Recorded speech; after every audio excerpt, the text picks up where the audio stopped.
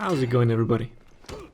You've been pestering me to remake this video for a while now, and to be honest, I was hoping that with the last patch there'd actually be some proper changes that we can discuss, but as you all know by now, that sadly wasn't the case.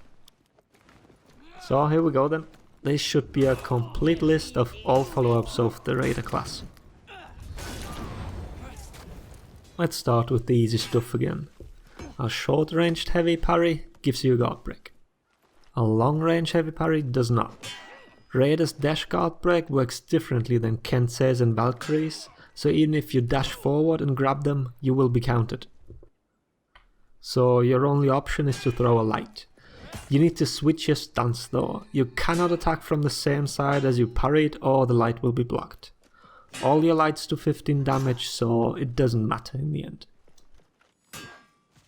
When it comes to light parries, we need to make a distinction between opponents with reflex block and ones with normal block.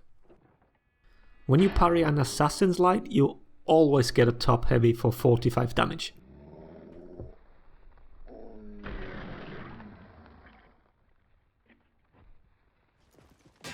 When you parry a normal guard user's top light, you can only get a side heavy for 40 damage. Parrying their side lights gives you a top heavy. You can also throw a side if you prefer.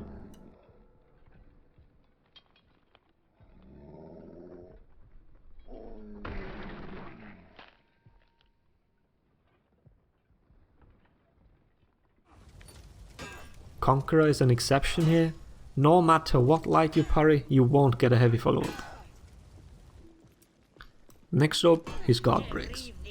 Against all heroes but assassins, you get a zone attack for 28 damage. Assassins can parry it, so you're stuck with a normal light.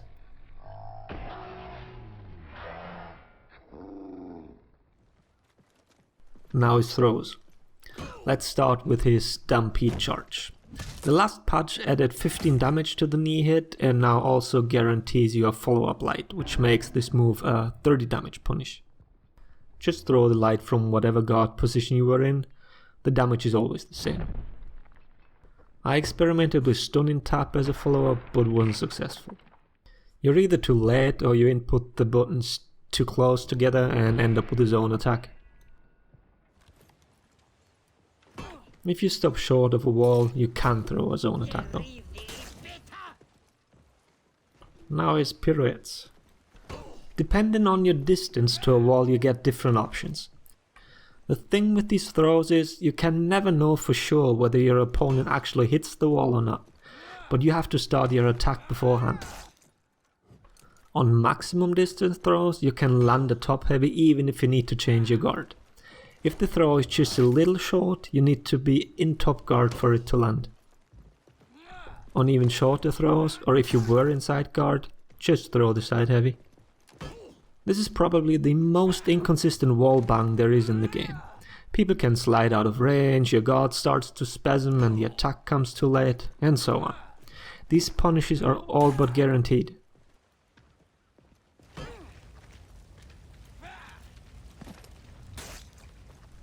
But on to a more pleasant topic, the Raiders out of stamina punishes. You have a couple of options depending on where your guard is when you throw your opponent. First of all, always throw him at least backwards. You want him to still stumble when you start your first attack. The most well known here is probably his 90 damage punish where your guard is on the left side. Simply throw the guy and follow with a side heavy into zone attack.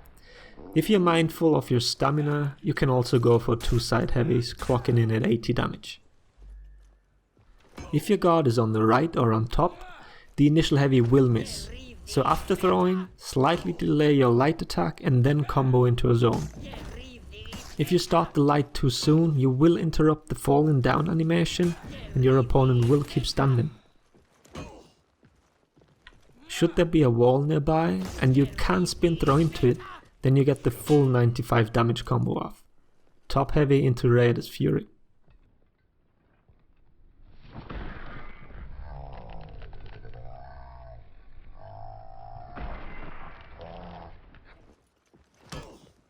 The last option is your mix-up. You throw, then move forward a little so the top heavy connects, and then you feint your zone in hopes that your opponent attempts an exhausted parry. Now you parry that, and the whole thing starts again. When you let the zone rip is up to you. And this should also answer the question of what to do when you parry someone who's out of stamina. And that about sums it up. I don't think I've forgotten anything this time. If I have, feel free to bitch at me in the comment section. Concerning the two new characters, I'll wait another week or so for people to actually discover most of the follow-ups, and then sum them all up in a video. Shinobi seems rather simple and straightforward anyways. Centurion seems to have a little more depth what you can do with his combos though. You guys can vote for which one I should do first. That's it. Thanks for watching. Laters everybody.